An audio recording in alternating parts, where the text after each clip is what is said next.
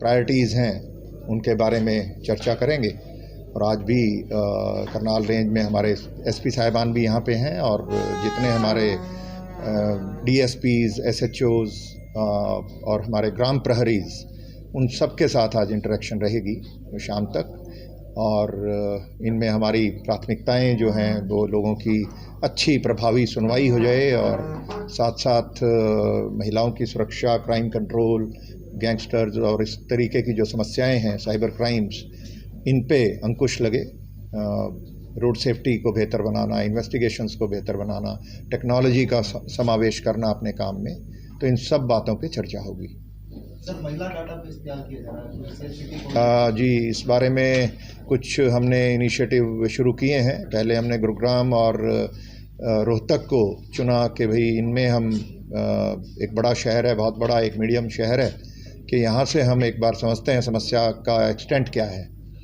तो वो समझ के हमें सब अफसरों से बात करके, ब्रेनस्टॉर्मिंग सेशंस करके एक जो इनिशियल स्ट्रेटजी बनी है, जिसको और हम बेहतर बनाएंगे समय के साथ, तो उसमें ये रखा है कि भाई जो हमारी डायल 112 का बहुत अच्छा सिस्टम बन गया, तो उसको हम इफ़ेक्टिवली जो महिलाओं की हमारी हेल्पलाइन है 1091, उसको हमने उससे इंटीग्रेट कर लिया है।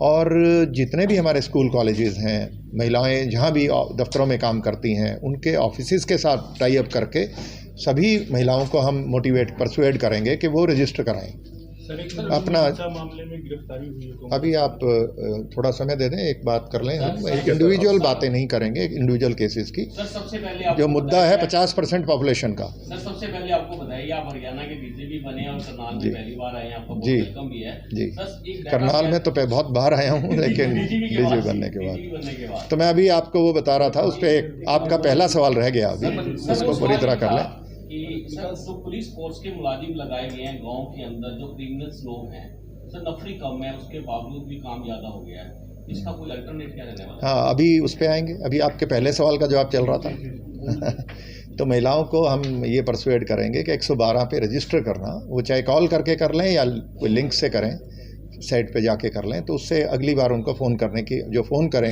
रजिस्टर्ड मोबाइल नंबर से, तो नाम बताने की आवश्यकता नहीं है, उनके पास पहले से होगा। और उसमें अगर लोकेशन शेयरिंग भी वो कर लेते हैं, तो हमें उनको ये भी बताने की आवश्यकता नहीं है कि वो कहाँ पर हैं।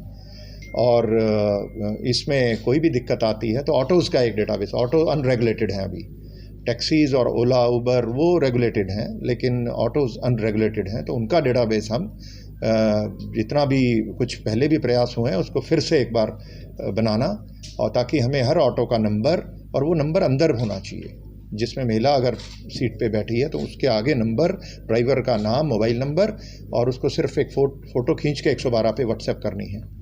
तो वो चीज़ कहीं भी दिक्कत आती है तो तुरंत रियल टाइम में हमारे पास वो शिकायत भी आएगी, और साथ में और डेटाबेस से हमें पता है कि ऑटो किसका है, ओनर कौन है, उसका मोबाइल नंबर कौन है, क्या है, तो वो सब साथ के साथ उनके कॉल से ही बहुत सारी बातें हल हो जाती हैं, तो एक सुरक्षा का माहौल बनता है। इसी तरीके से एक और ट्रिप मॉनिटरिंग का हम कॉन्सेप्ट शुरू करने जा रहे हैं। अभी एक इसी महीने में 30 सितंबर का हमने डेडलाइन रखी है कि उसको हमारी अमेंडमेंट करें।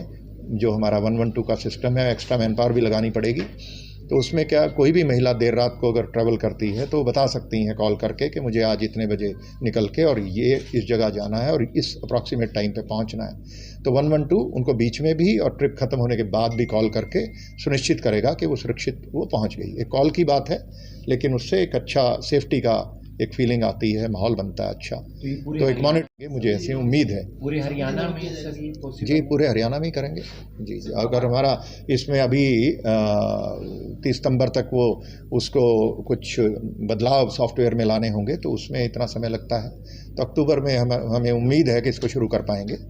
और ऑटोज़ को और बाकी हॉटस्पॉट्स का एक पहले भी चलता रहा है, लेकिन इसको एक बार फिर से जहाँ जहाँ हॉटस्पॉट्स हैं, महिलाओं को असुरक्षा की भावना आती है ऐसी जगह, चाहे वो ऑटो टैक्सी स्टैंड्स हों, बस स्टैंड और मेट्रो स्टेशन, या कॉलेजेस के सामने जो हमारे ईटिंग जॉइंट्स हैं, जहाँ भी मार्केट्स हैं, ऐसे पॉइंट्स होते हैं जहाँ पे कुछ कई बार आवारा किस्म के लोग खड़े होकर उनको एक इनसिक्योरिटी की फीलिंग आती है लेडीज़ को, तो उनका अच्छे से उनको सिक्योर करना, चाहे यूनिफॉर्म में वहाँ ड्यूटियाँ लगें, तो उनको उन जगह को सिक्योर करना। तो एक कॉम्प्रिहेंसिव एक पैकेज की तरह से हम इसको लेंगे कि ये 4-5 स्टेप्स लेंगे।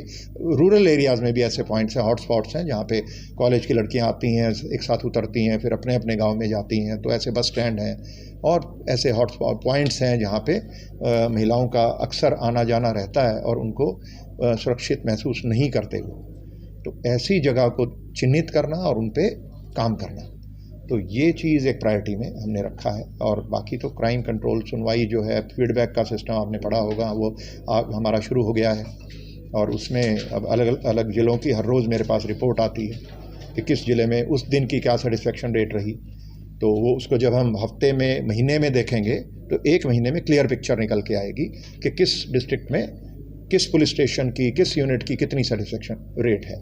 तो उसमें जिनकी कम है उनको हम काम करने में उनको गाइड करेंगे कैसे बेहतर कर सकते हैं, और जिनकी अच्छी है वो तो उनको सम्मानित करने का काम करेंगे। तो ये सब चीज़ें, सुनवाई बेहतर हो लोगों की, तुरंत उनकी प्रभावी कार्रवाई हो, और महिलाओं की सुरक्षा की बात होगी। ऐसे ही ग्राम प्रहरीज की जो बात की, प्रहरीज का हमने फैसला ये किया है कि उनको एक मैनेजेबल एरिया देना है।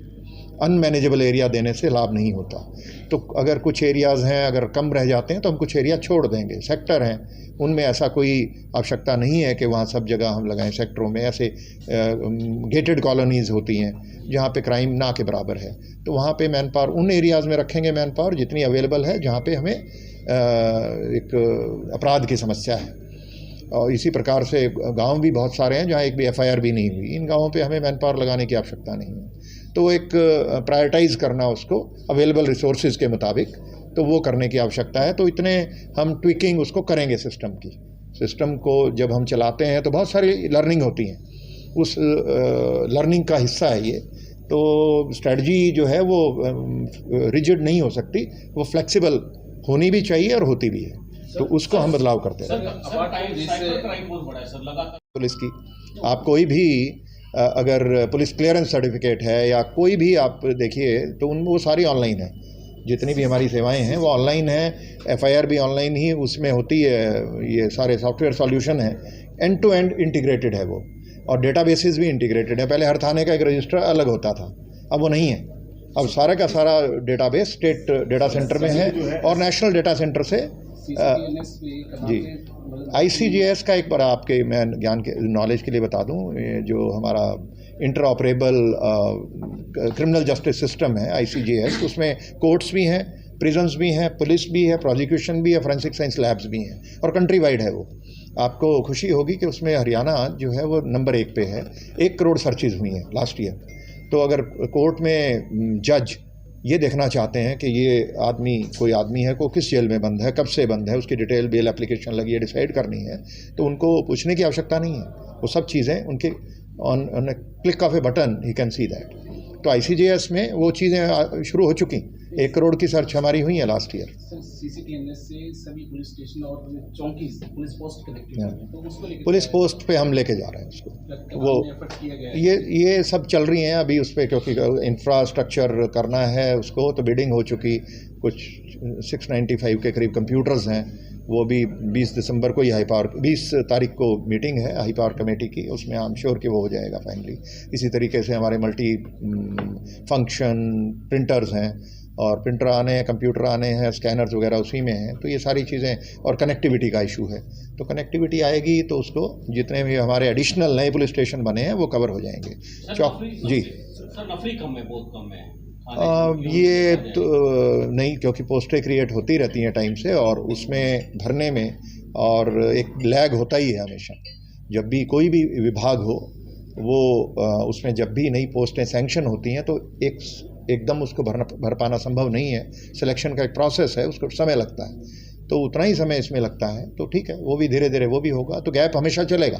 100% पोस्टें किसी भी डिपार्टमेंट में फिल्ड नहीं होती, पर हाँ, नफरी बड़ी है हमारी पुलिस की और बढ़ेगी। सर, लघु दंगों की जांच कहाँ तक पहुंची है? क्योंकि मामन ये बहुत सारे हमारे केसेस हैं वहाँ पे, करीब उसमें अगर आज की बात करें तो 595 लोग अरेस्ट हो चुके हैं अभी लगभग। उसमें 100 से भी ज़्यादा केसेस हैं जो अलग अलग ज़िलों में दर्ज हैं, और 595 अरेस्ट हो चुकी हैं, और करीब 150-200 लोग प्रिवेंटिव अरेस्ट हुई हैं। तो एक उसमें बहुत सारे केसेस हैं और बहुत सारे केसेस में चार्जशीट हमारी कोर्ट में जा चुकी, चालान तैयार है, तो उसका ट्रायल चलेगा। सामने आई है दंगों की सर, इस बारे में जो मैंने आपको शुरू में कहा कि भाई इंडिविजुअल केसेस की हम बात नहीं करेंगे, वो जो हमारी हर केस का एक अलग स्वरूप होता है, उसके फैक्ट्स अलग होते हैं, तो उसका ये चीज़ें सब जुडिस भी हैं, बेल एप्लीकेशंस लगती हैं, तो वो सारी चीज़ें हम इंडिविजुअल केस के मेरिट्स की बात नहीं करेंगे। बाकी जिस केस में जिसका भी रोल आएगा उसके हम कहा जा रहा है कि बैलेंस करने के लिए पहले